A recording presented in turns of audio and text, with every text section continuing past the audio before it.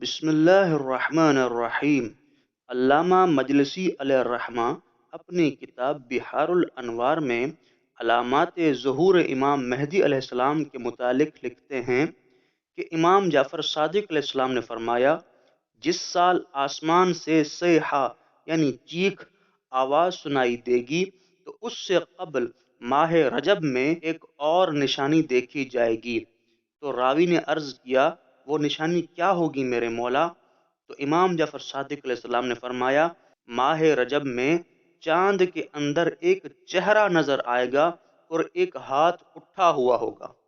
اور اسی طرح اسی کتاب میں امام جعفر صادق علیہ السلام نے ظہور امام مہدی علیہ السلام کے بارے میں فرمایا، امام کے ظہور سے پہلے آسمانی ندا حتمی ہے، خروج سفیانی حتمی ہے، قتل نفس زکیہ حتمی ہے، اور آسمان سے ایک ہاتھ کا نمودار ہونا حتمی ہے۔ اور فرمایا، ماہ رمضان میں خوف و ہراس، سوتے ہوئے لوگوں کا بیدار ہونا اور جاگتے ہوئے لوگوں کا خوف سے کانپنا اور پردہ نشین عورتوں کا پردے سے باہر نکل آنا۔ اور امام محمد باقر علیہ السلام نے فرمایا، امام مہدی علیہ السلام کا ظہور کسی طاق سال میں ہوگا، جیسے 9 یا 1 یا 3 یا 5۔ پھر آپ نے فرمایا، جب بنی امیہ میں اختلاف ہوگا تو ان کی سلطنت جاتی رہے گی اور بنی عباس حکمران ہو جائیں گے، اور حکومت کے ابتدائی دور میں وہ بھی بہت عیش سے رہیں گے، مگر پھر ان میں بھی اختلافات پیدا ہو جائیں گے اور ان کی بھی سلطنت جاتی رہے گی، اور پھر اہل مشرق اور اہل مغرب اور اہل قبلہ میں اختلافات رونما ہوں گی، اور دنیا خوف اور کشمکش سے گزرتی رہے گی،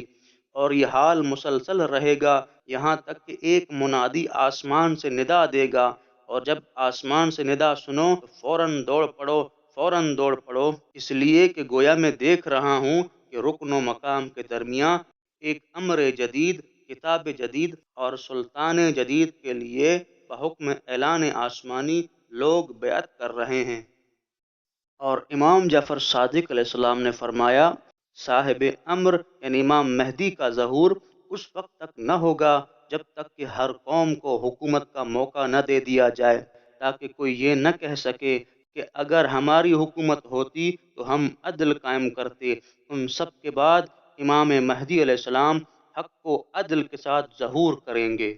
اور آپ نے فرمایا، خدا اس کی ندائے حق کو ہر قوم اپنی اپنی زبان میں سنے گا۔ نیز فرمایا، صاحب الامر کا ظہور اس وقت تک نہ ہوگا جب تک کہ انسانوں کی آبادی کا 10 حصوں میں سے 9 حصے آبادی ختم نہ ہو جائے۔